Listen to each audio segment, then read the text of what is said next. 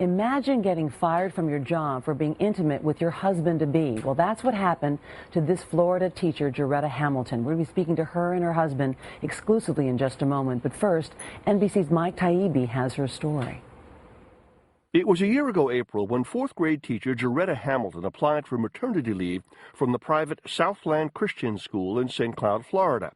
When asked when she'd become pregnant, she answered honestly, about 3 weeks before she and her husband Sam were married. A week later, she was fired, and while the language in the school's letter to her attorney was old-fashioned, the meaning was clear. Jarretta was asked not to return because of a moral issue that was disregarded, namely fornication, sex outside of marriage. School principal John Ennis told a local reporter Hamilton's honest answer did her in. You do stand behind the fact that you believe the teacher committed an immoral act, and that's why of her own confession. Right. Of her own confession, yes, sir. Okay, so you stand behind that action. Yeah, absolutely. Other private religious schools have been sued with mixed results for firing teachers who became pregnant in ways that violated religious teachings. Those lawsuits filed under federal laws barring gender or pregnancy discrimination. In this case, though, the school says it's not about the pregnancy that produced now 8-month-old Sarah, but about a teacher's choice to disregard school standards and have sex outside of marriage, an immoral action. Hamilton's lawyer is charging discrimination. This is not a church, this is a school. And invasion of privacy. They went and told the parents of her students, and not only, they just didn't say that she was terminated, they actually went and said the details. The case has won Hamilton growing support. We need good teachers. We don't have enough of them. If I knew her, I would tell her go all the way with the lawsuit. And while school administrators are now saying no comment, in their earlier letter they said, "We request that Jarretta withdraw her complaint and consider the testimony of the Lord." For today, Mike Taibbi, NBC News, New York. Jarretta Hamilton is joining us now exclusively along with her husband Samuel Threfs and their 8-month-old daughter Sarah, as well as their attorney Edward Gay. Good morning to all of you. Good morning. So Southland Christian School, as you just heard, we reached out to them, but since a lawsuit was pending, they didn't really want to give us any comment. So let me then ask you, when you approached the principal, Jarretta, and you said that you were pregnant, and he asked you, well, first of all, what happened when you told him that you were pregnant?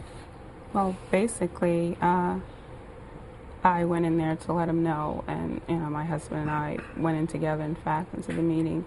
I was only requesting the standard 6 weeks maternity leave, and as the conversation progressed, he questioned, in fact, he said, well, I'm just trying to do the math here. When did you get married again? And I said February 20th, and then he said, well, did you conceive prior to marriage? And I answered, and I told him, yes, it came out of nowhere. You were shocked that he asked the question, you said. I was absolutely shocked. It came out of nowhere. I didn't think or know to I was honest about it. And I didn't know it would cost me my job. And when you first told him that you were pregnant, is it true that he fell back in the chair and had a reaction? What was that reaction? He did. It was definitely not a good reaction. So even before he knew when the baby was conceived, he had a negative reaction to the pregnancy. Yes. I see. And so then as this progressed, what really made you upset is that this became public. How did it become public in terms of how long you had been, when the baby was conceived? I'm not sure I understand what you're asking. How was it made public? Your feeling is that the school made it public? Oh, they definitely did. And when they let me go, they told the entire staff in the staff meeting that I had been fired and the reason why they let me go. And then they called all of the parents to my fourth-grade students and told them as well. In fact, I had a number of parents call me because they were really upset about it and felt that my performance in the classroom was what mattered and not my personal life. What do you say to people who might say, look, you're working at a Christian school and that believes that premarital sex is immoral and that, that it violates standards and values, that this is something that the school stands for? What do you say to people who have taken that position? If there was a contract in place, then that had a specific morality clause, I think that it would make a difference. Right. I think at least people would know what they're getting into. I didn't know that this was their that they were going to judge so harshly, that this was the way they, felt about, premarital sex. I wasn't clear on what their stance was on certain issues. So you never signed anything that specifically talked about this I idea? never did. There's no contract in place. So Edward, then where does this leave us legally? Where does it leave them legally in terms of this? I mean, this is a private school. Do they have the ability to do whatever they want in terms of this particular standard, this moral standard? Well, the courts have consistently ruled that a private school is just like any other employer. As long as there's 15 or more employees, they are governed by federal law regarding discrimination.